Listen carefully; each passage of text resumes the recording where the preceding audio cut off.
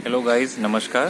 सो मैं डॉक्टर अभिषेक हूँ और मैं एसोसिएट प्रोफेसर हूँ department of oral medicine Bhubaneswar में। तो आज ये वीडियो ऐसे ओपन में बना रहा हूँ क्योंकि अभी तो हमको घर पे ही रहना पड़ रहा है और बिल्कुल अभी सबसे अच्छा तरीका है कि घर पे ही आप सेफ रहें और कहीं बाहर ना जाएं। सबसे पहली चीज़ मैं ये बोलना चाहूँगा। तो अभी जो भी डेंटिस्ट हैं या फिर जो भी साधारण लोग हैं, जो लोग भी ये वीडियो देख रहे हैं, अभी हम लोग बाहर नहीं जा पा रहे हैं। तो और अभी डॉक्टर्स को के साथ बातचीत करने में भी हमको थोड़ा डर लग रहा है, या फिर आपको लगता होगा कि डॉक्टर्स बहुत बिजी हैं डॉक्टर्स, और जो भी है आपको कोई भी तकलीफ हो रही है, हाथ में पैर में पेन हो रहा है या फिर दांत में दर्द हो रहा है, तो उसके लिए आपको डर लग रहा है। तो आज मैं जो वीडियो बनाऊंगा वो पर्टिकुलरली बनाऊंगा कि कौन सी मेडिसिन्स आप सेफली खा सकते हैं, अपने घर पे ओवर द काउंटर खरीद सकते हैं। और ये वीडियो डेंटिस्ट के लिए भी होगा कि वो कौन सी मेडिसिन सेफली प्रिस्क्राइब कर सकते हैं।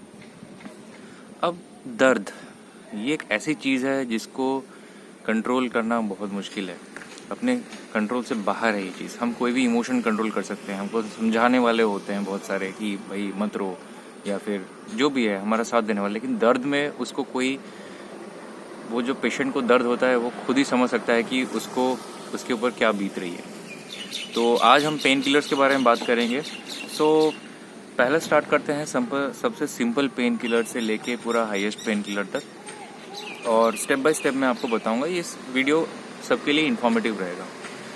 तो देखिए, बात अगर आती है डेंटल पेन की, तो अगर आपको माइल्ड पेन हो रहा है या फिर सीवियर पेन हो रहा है, ये दो चीज़ों में से हो सकता है। तो अगर आपको माइल्ड पेन है तो इफ़ यू कैन इग्नोर, आप कोई भी ओवर द काउंटर जो पेन किलर आते हैं, जैसे आइबुप्रोफेन 400 mg हो गया, या फिर कॉम्बीफ्लैम जिसको हम बोलते हैं, तो ये आप खा सकते हैं। ओनली 1 रुपीज़ की टैबलेट है। लेकिन इसके खाने के साइड इफ़ेक्ट्स क्या होते हैं कि अमेरिकन हार्ट एसोसिएशन ने बोला है कि कॉम्बीफ्लैम या फिर आइबुप्रोफेन 400 mg जो होती है, या फिर Brufen 400 mg, it is not good for the heart. It has negative effects on the heart, और इसलिए ब्रूफेन 400 mg थोड़ा सा अवॉइड करें। और भी डिफरेंट काइंड ऑफ मेडिसिन आती है जो कि सीवियर पेन में बिल्कुल बहुत अच्छे से काम करती है। उसका नाम है किट्रोल DT। ये टैबलेट अगर आप 2 टैबलेट्स अगर आप 1 गिलास पानी में मिला के पिएंगे तो बिल्कुल आपका पेन इमीडिएटली रिलीफ, मतलब इमीडिएट 5 to 10 मिनट्स के अंदर आपका पेन कम हो जाएगा। यही मेडिसिन आपको हेडेक में भी बहुत काम आती है। ठीक है, अगर आपको हेडेक भी हो रहा है तब आप सेफली किट्रोल DT ले सकते हैं 2 टैबलेट। बट माइंड इट, ये आप सभी प्रेग्नेंट पेशेंट्स या फिर कोई भी किडनी फेलियर पेशेंट्स को नहीं दे सकते हैं, तो उसके बारे में बात करेंगे। अब बात करते हैं डेंटिस्ट लोगों की। अगर आपको कोई फ़ोन कॉल्स आ रहे हैं regarding tooth pain, severe tooth pain, तो आप पेशेंट को नॉर्मल एनाल्जेसिक्स जो कि एसिक्लोफेनेक 320 और 200 और पैरासीटामोल का कॉम्बिनेशन आप दे सकते हैं। अगर आपको मस्कुलर पेन हो रहा है तो आप मसल रिलैक्सेंट खा सकते हैं, जिसमें होगा आपका एसिक्लोफेनेक और प्रीगाबालिन 75 का कॉम्बिनेशन।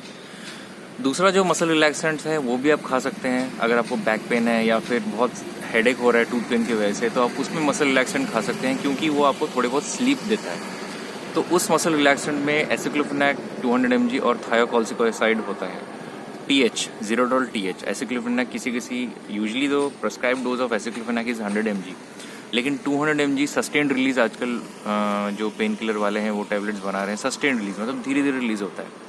नॉर्मल आप एसिक्लोफेनेक खा सकते हैं, प्लेन एसिक्लोफेनेक जो होता है, ज़ीरोडोल P जो होता है, इसमें एसिक्लोफेनेक 100 mg और पैरासीटामोल थोड़ा बहुत रहता है। तो पैरासीटामोल क्यों मिला रहे हैं? It increases the efficacy of analgesia. जी हाँ, आप अगर प्लेन पैरासीटामोल भी 650 mg खाएंगे तब भी वो बहुत अच्छे से काम करती है इन प्रेग्नेंट फीमेल्स या फिर कार्डियक पेशेंट्स में, या फिर किडनी फेलियर पेशेंट्स में भी। Usually I give other medicine जो मैं आपको भी बताऊंगा। तो पैरासीटामोल 650 आप आँख मूंझ के सेफली किसी को भी दे सकते हैं माइल्ड पेन के लिए, तो उससे भी काफ़ी। और आजकल एक नई बीमारी शुरू हो रही है, उसको बोलते हैं हिस्टेरिकल पेन। हिस्टेरिकल पेन मतलब कि कोई भी कॉज नहीं होता है पेन को, लेकिन पेशेंट इतना सोचता है अपने टीथ के बारे में, अपने ओरल कैविटी के बारे में, अपने टंग के बारे में, अपने गम्स के बारे में, उसमें पेशेंट्स को पेन होना चालू हो जाता है।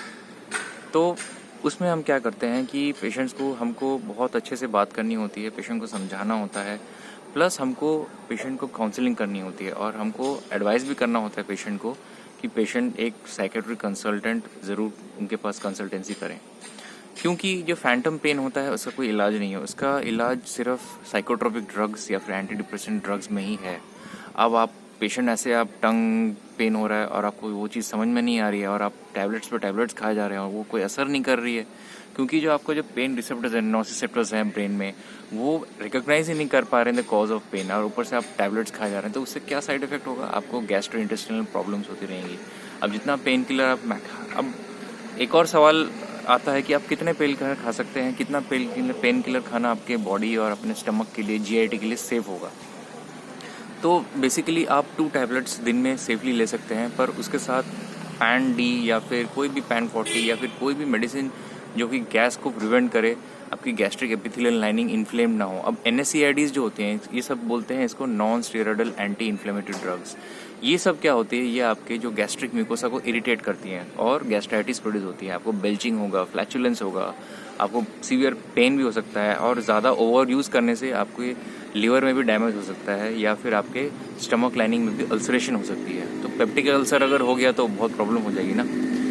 तो ये पेन थी, डेंटल पेन में आप दे सकते हैं ज़ीरोडॉल SP दे सकते हैं, एसिक्लोफेनाक पैरासीटामोल कॉम्बिनेशन, प्लस आप अल्ट्रासेट दे सकते हैं जो कि ट्रामाडोल होता है। अब ट्रामाडोल का इफेक्ट होता है कि ये किडनी पेशेंट्स में दिया जाता है। कभी कभी लोगों का बोन फ्रैक्चर भी हो जाता है, जॉ फ्रैक्चर हो जाता है, उसमें हम लोग ट्रामाडोल इसलिए देते हैं क्योंकि it immediately releases the pain, plus it gives very good sleep also to the patient. अगर आप नॉर्मल पेन किलर खाएं, इसका मतलब ये नहीं कि आपको नींद आ जाएगी। It will cause lot of problems like gastritis. तो Ultracet prevents all this things. Usually hospitals में आप देखेंगे अल्ट्रासेट का बहुत ज़्यादा प्रिस्क्रिप्शन यूज़ किया जाता है। Even in dental setting aceclofenac और अल्ट्रासेट ट्रामाडोल का एक कॉम्बिनेशन आता है, इसको बोलते हैं ज़ीरोडॉल PT। वो भी हम देते हैं जिसमें सीवियर अगर विजडम टूथ रिमूवल हुआ, या फिर अभी तो क्या ही रिमूवल होगा, अभी तो लॉकडाउन चल रहा है चारों और it's very risky to work on the patient right now.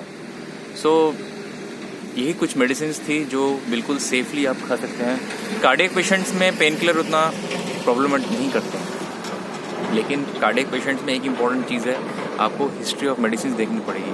Patient blood thinners खा रहा है कि नहीं, ऑलरेडी इतने सारे मेडिसिन खा रहा होता है, प्लस आप उसमें और एक मेडिसिन ऐड कर देते हैं, that is causing lot of problem to the. अगर आप बिना पेशेंट का हिस्ट्री लिए अगर आप मेडिसिन प्रिस्क्राइब कर रहे हैं, वो बहुत डेंजरस है। हमेशा पेशेंट का हिस्ट्री, पेशेंट का जितना भी सर्जिकल हिस्ट्री या फिर कोई भी मेडिकल कंडीशन है, वो हमको पूछ के प्रिस्क्राइब करना चाहिए मेडिसिन। क्योंकि आप मेडिसिन तो दे देंगे, लेकिन उसके बाद अगर कोई भी टाइप की प्रॉब्लम पेशेंट को आती है तो पेशेंट सीधा आपके पास ही आएगा, कहीं और नहीं जाएगा। प्लस आपके नाम भी खराब हो सकता है, क्योंकि अगर बाई चांस पेशेंट को कुछ सीवियर हो गया तो बहुत प्रॉब्लम है। तो इसलिए हमेशा प्रिस्क्रिप्शन लेके, पेशेंट का हिस्ट्री प्रॉपरली लेके ही मेडिसिन लेके, अगर हो सके विजुअली पेशेंट को देख के भी आप मेडिसिन ले सकते हैं। क्या पता पेशेंट अपने बच्चे के लिए मेडिसिन ले रहा हो। बात आती है पीडो पेशेंट्स की, तो पीडो पेशेंट मतलब बच्चे पेशेंट्स अगर होते हैं डेंटल पेन के, तो उसमें हम सेफली आइबुप्रोफेन का जो सिरप होता है आराम से हम दे सकते हैं। उसके साथ एंटीबायोटिक्स भी हमको इन डेंटल पेन के साथ देना है, लेकिन यूजुअली एंटीबायोटिक्स का एक अलग वीडियो मैं आप लोगों के सामने लाऊंगा। Last but not the least, अब हम आते हैं जब हॉट टूथ होता है, जब पेशेंट को सीवियर पेन होता है या फिर इमीडिएटली ट्रॉमा हो जाता है, तो हम क्या करें? तो हम पेशेंट को यूजुअली डायनापर AQ का इंजेक्शन लगाते हैं। अब डायनापर एक्वस मतलब होता है डाइक्लोफेनाक 75 mg इंट्रामस्कुलर इंजेक्शन। तो इंट्रामस्कुलर इंजेक्शन से क्या होता है, इट डायरेक्टली गोज एंड उसकी बायो अवेलेबिलिटी 100% होती है, इमीडिएटली आपको वो इफेक्ट करता है और बहुत अच्छे से पेन को रिमूव करता है। अगर कोई ट्रॉमा पेशेंट आता है या कॉल करता है तो उसको कैमरल फोर्ट देना ना भूलें, क्योंकि कैमरल फोर्ट में होता है किप्सिन, ट्रिप्सिन, काइमोट्रिप्सिन का कॉम्बिनेशन। वो क्या करता है कि हमारे अंदर जितने भी केमिकल एंजाइम्स है जो कि स्वेलिंग कराते हैं उसको कम करता है। तो वो न्यूट्रलाइज करता है जितने भी सारे जो इन्फ्लेमेटरी प्रोडक्ट्स हैं बॉडी में। उसके साथ आप रूटोहेल डी भी दे सकते हैं, रूटोसाइड जो होता है। बहुत सारी ऐसी मेडिसिन है जो हमको पता भी नहीं है, और बहुत सारी न्यूअर NSAIDs भी मार्केट में आ गई हैं, लेकिन उसका भी यूज़ लिमिटेड है। उसका लिमिटेड यूज़ जो है एक्सपेरिमेंट्स में ही है। लेकिन कॉमनली सबसे बेस्ट किलर, अगर आप मुझसे पूछेंगे सबसे बेस्ट पेन किलर कौन सा है, अगर आपको इमीडिएट रिलीफ चाहिए तो आप केट्रोलिटिड 2 टैबलेट लें पहले गैस मेडिसिन के साथ। उसके 2 घंटे बाद 1 टैबलेट और लें, पानी में मिला के उसको पानी में डिजोल्व करना होता है, और उसके 3 घंटे बाद दोबारा 1 लें। अगर पेन सबसाइड नहीं हो रहा है केट्रोलिटी से, अगर आप इंजेक्शन दे सकते हैं। अब केट्रोलिटी का चक्कर ये है कि वो पेन बहुत जल्दी कमाता है, लेकिन शॉर्ट टाइम के लिए, 1 घंटे के अंदर ही आपका फिर से पेन चालू हो जाएगा। तो इसलिए केट्रोलिटी 2+1+1 देते हैं।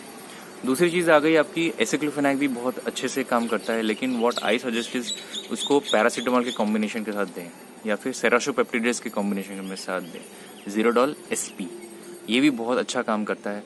अब मैं सिर्फ ज़ीरोडॉल की बोल रहा हूँ क्योंकि मैं यूजुअली यही लिखता हूँ, IPCA का है, और भी बहुत सारे मेडिसिन हैं like Enzoflam, Lyzoflam, they really work nicely. ऐसा नहीं है कि मैं सिर्फ यही लिखता हूँ, और भी बहुत सारे मेडिकल जब मेडिसिन जो दिमाग में आता है वही हम लिखते हैं। तो जस्ट फॉर एग्जांपल है, कोई पेड प्रमोशन वगैरह ऐसा नहीं है। तो आज का वीडियो यहीं एंड करते हैं। आई होप थोड़ी बहुत आपको नॉलेज या फिर थोड़ा बहुत आपको आइडिया आया होगा कि किस तरीके से हम मेडिसिन्स लिखते हैं, पेन किलर्स किस हिसाब से देने चाहिए, बिल्कुल केयरफुली देने चाहिए। तो आज का वीडियो यहीं एंड करते हैं। I hope you would like it. Till then take care, bye bye.